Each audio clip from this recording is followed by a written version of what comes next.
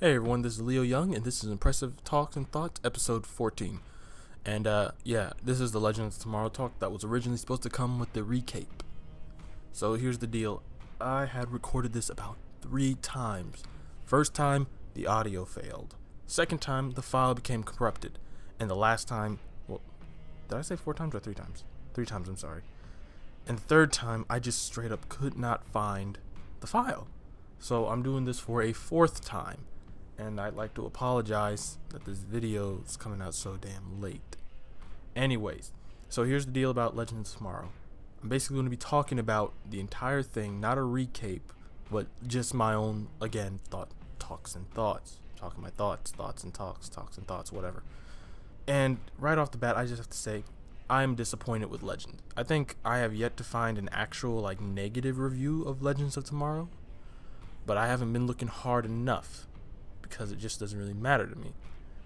I started off the season with a very good taste in my mouth. I was like, yeah, this is it. I was a little upset about the Laurel Lance thing. I mean, Sarah Lance. I was like, yeah, she's still a whore, but, whatever. But then as time went on, I was like, after they introduced the Justice Society of America, I was like, this show's going downhill now. Because even seeing the Justice Society, that was a little disappointing, because it was like, what is this? There's about 5 people here, and now, 6 people, now there's 5. Only person who we quote unquote see alive is Obsidian, but he's an old man now. Hold up, gotta yawn real quick. Very, very sorry about this. But continuing on from the Legends of Tomorrow meeting the Justice Society, the Legion of Doom was a pretty interesting team for themselves. Like, it was just 3 of them, and like I said in the recap, the fact that there were 3 bosses and 2 of them were being treated like lackeys was the problem. And then they brought in Snart, who did fit the mold. He wasn't a lackey. He wasn't a boss, but at the same time, he's not a lackey. He will do something if you tell him to, but you gotta give him incentives. And that's kind of what bothered me. Not that Snart was a lackey, but that Snart came in at the last 2 or 3 episodes. And it's kind of disappointing. Everyone's like, oh, Snart's turned on the team. How could he do this? It's like, and we all sat down, we were trying to figure out, it was like, oh my god, how is Thawne gonna, how are they gonna bring Snart back? And we should have just remembered, it's a time travel show. It's a crappy one, but it's a time travel show. Hold up. But at least this time travel premise made sense, unlike, the Vandal Savage one, which I'm still trying to wrap my head around, because Vandal Savage is also a Justice Society villain. And I'm just gonna say this right now, I'm pretty sure that they killed Vandal Savage years after the Justice Society, they met the Justice Society. So I'm just saying, it would have made more sense if we even thought that we found Vandal Savage in the past than the future. Wait, doesn't killing Vandal Savage save the? I don't. This is what I mean. Legend of Tomorrow is a little bit too complicated for me, and maybe it's not even complicated. Maybe it's just bad script writing. Because if you ever Rick and Morty, ever watch that show? The creators basically said, we're not doing time travel. That time travel is a little bit too much. So they just stuck with a world jumping, dimension jumping, and all that. Anyways, I'm getting off topic. Getting back into the video. Legends of Tomorrow. I was disappointed with the ending, straight up. The way what Thawne did, Thawne went back in time and pulled a move that I have yet to name. I'm a writer, and I've written a Speed character who does that exact same thing. He goes back in time a couple minutes, goes in the future a couple minutes, or back in time, grabs his younger self or older self, goes back in time again, and they keep on going until they bring enough people for a little army. That's what Thawne did. Only problem is when I looked at it, I was like, Thawne, you don't need an army. Every time you stepped on the playing field, you took on the Legend. You took them out every single time. Nobody could stop you. Hell, even in the final fight, when he was fighting Ray and ripped his heart out, I wasn't even surprised. I was like, well, a little bit. I was like, wow, they actually went that far. And that was their way, I guess, of saying Reverse Flash has no humanity, which he does not. Everyone was like, oh, him and Ray were friends. It's like, no. Him and Ray are more like mutual acquaintances in that one position where he needed to survive. Then he kills Ray. I would have done the same thing if I was in his shoes, but different story. Different stories, different story, different circumstances. Sorry, if you can hear that, that's like a bus. What is today, Monday? Yeah, it's a bus for the school, I guess. I don't freaking know. It's 11:59 a.m. It's about to become 12 o'clock p.m. Excuse me. Anyways, going back to Legends. And then, so, good ending. I mean, great intro. Great episode 1. Crappy episode 17, Aruba. That leads into nothing. I don't know when they crash landed in this magical, mystical Cat in the Hat land with the twisted twin towers and dinosaurs and Lady Liberty underground, either they landed in another universe, which that could be the case. That could be like, they're like, guys, we messed up time. I'm like, yeah, you fucking messed up time. But at the same time, it's like they could have traveled to another universe. I have no clue. But, wasn't Jay Garrick supposed to appear on the show too? And he didn't. I'm not surprised. Like I said, Legends of Tomorrow, not said here, but in the recap, Legends of Tomorrow was originally built up to be like this all-encompassing TV show, which would take the Legends through time to meet other heroes. And they didn't really do that much. They met the Justice Society.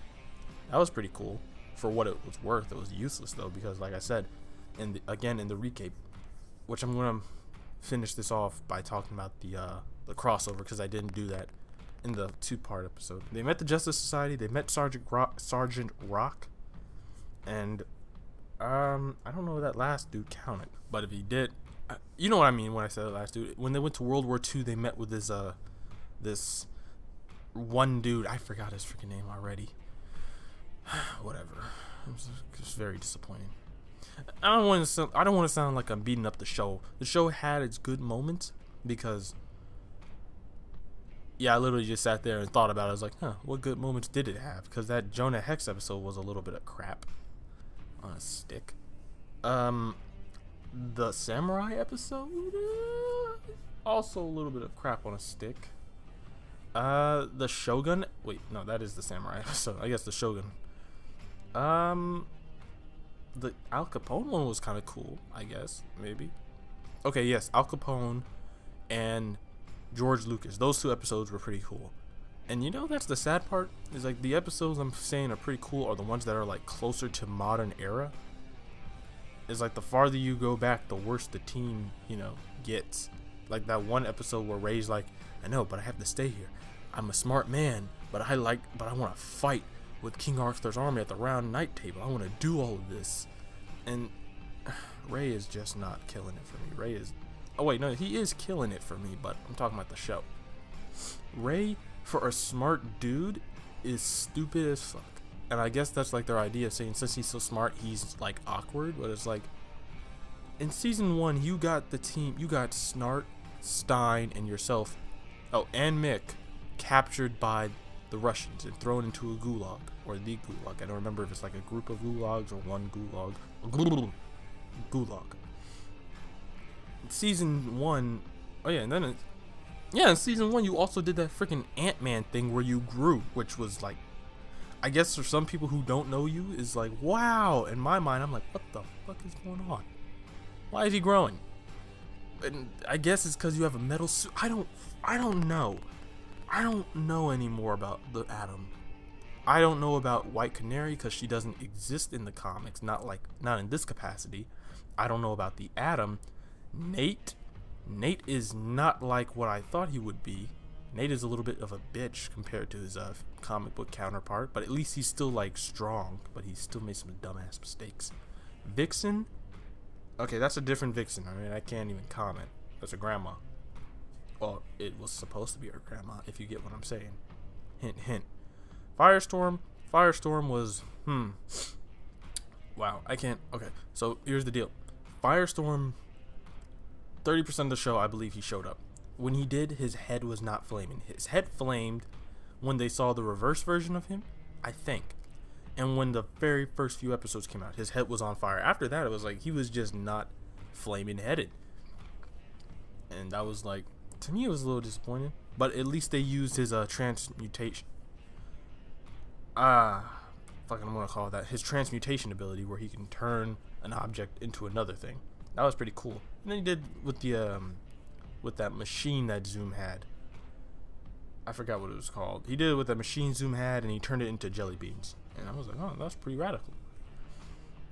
But Firestorm, it's individual pieces. Stein is a pain in the ass, which is cool. And Jax, again, a hypocrite, quick to blame people because they messed up the timeline, but he has no problem like freeing slaves and all that. It's like you have a job, you need to separate work from personal life. You can't get absorbed in it. And that's the thing, is like everyone else got absorbed in it and he freaked out. When he gets absorbed in it, he's like, nah, it was the right thing to do. It's like, so you're saying telling everyone that, you know, Snart had a kid is the right thing to do, knowing damn well that your leader is an assassin, a cruel and heartless one. Mick stole the show. There's no complaining about him. But oh my god, that one scene where Mick and Sarah almost fought each other. Oh, that was just dope. That was fucking awesome. So I don't remember the episode. There was one scene where Mick got up, and I think it was the Shogun episode because they were going to leave Ray. I'm not 100% sure, but Mick got up from his seat, and Sarah was like, Mick, sit down. And Mick turned around and said, I forgot what he said. They almost fought each other, though. He's like, oh, is that an order? And she said, sit down. I don't fuck. She threatened him, and he threatened her, and they were about to go to blows. Or more like fire to the chest. I don't know who would have won in that fight. Most likely Sarah, though, because the writers really like to make Sarah win a lot of the fights she's in. Like, literally, every fight. I think every fight she's ever in, she wins, except for when she's the bad guy. Because in the last episode, again, I like to bring this up, the legends met with their younger selves, and every legend died except for Sarah. She survived, and then she just disappeared. She's like, legends never die. Yeah, get that bullshit motherfucking malarkey out of here, you Buddhist ass monk. I have my own problems. Now let's see. Ray, I think I pretty much talked about the entire team. Rip was gone most of the show, so can't. The show parts that he was in, he was downgraded from leader to his own character. And this is where I want to come into the last part of the show. I mean, as part of this episode of Talks and Thoughts, since we're moving to the 13-minute mark. They ended it so poorly. There were two scenes they could have freaking led into the next season. When Rick left the team, he could have like walked off and said, Gideon, set course for the year 2726. And Gideon would be like, what for, Captain? Zoom in on Rip's face. I have to go find my father. And bam, there we go. We have Booster Gold. Or Booster Gold Easter egg or something like that. But it would have been better than what we got. He just got up and left. No questions asked. Second ending. When Amaya decided to stay with Nate, Vixen decided to stay on the team and not go back to Africa. Sorry, I had to think. Was it Nate wanting to go to Africa with her? Or was it Vixen wanting to stay? Vixen stayed on the ship. If they were going to let Nate off, they could have done something. It would have been a little bit dark. Well, not dark, but a little bit disturbing. But it would have worked in the long run. Vixen and Nate get off the Wave Rider. That would have left Sarah, Jax, Stein, Ray, and Heatwave. I feel like I'm forgetting someone. Probably not, but that would have left those five. It would have Nate and Amaya, the first two new members, would have been gone. And they would have gone to Africa. They would have fell in love. But now that Nate is around, it's like he has to take up his grandfather's mantle. You know what I mean? He has to be someone. They could have... Okay, let me repeat that because I just blew my load a little early there.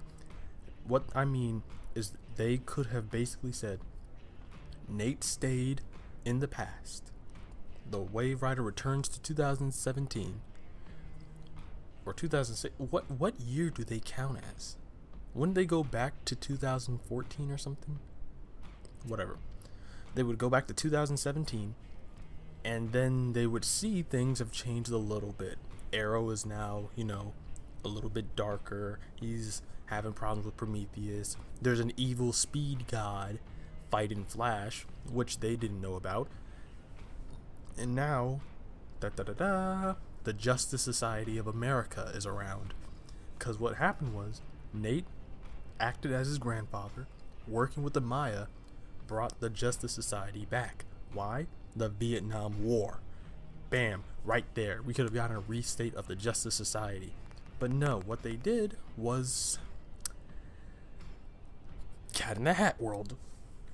And I'm very disappointed in that. Final part, the crossover. Right, the crossover. That was a pain in the ass. That was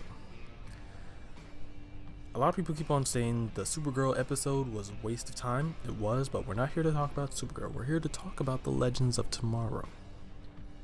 Their part was very useless, very minimal. I'm sitting here trying to think, what exactly did they do? Right, they ended it. They helped. They were their episode ended the 4-part crossover. Themselves as players, on the other hand, pretty much worthless. Sorry, Greg Berlanti and everyone else who wrote about them. But reality is, I only wanted to bring one part up about the crossover. The aliens, the Dominators, they said, "We came when we got word of metahuman activity on Earth in the 20th century." And freaking, oh, now I remember what the Legends did. And I think it was Nate, or yeah, it was most likely Nate. I can't remember the team they sent down there. Nate, it was Nate who was like, the Legends. And in my mind, I'm like, wait.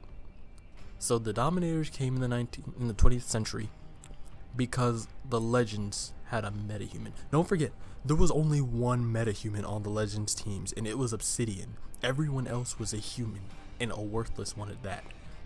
Dr. Midnight, human. Blind, but human. Our Man didn't have his miracle drug, so he was human. Vixen, stone piece, magic. Commander Steel, dude with a gun. Nothing about him that was, steel. Stargirl, science, magic, maybe? They didn't explain what her staff was. And Obsidian, actual power. Wait, wasn't Obsidian magic in the comics? Nah, he was a metahuman. And that's what got me. I was like, so wait, because Obsidian was the only metahuman in that time, you sent an alien race to dominate Earth. Whatever, I don't care anymore. It wasn't that big a deal, but I just felt like pulling that one out there. Mainly because we're about to hit the 19-minute mark, and this video went a little bit longer than I expected, so hopefully I can trim it down.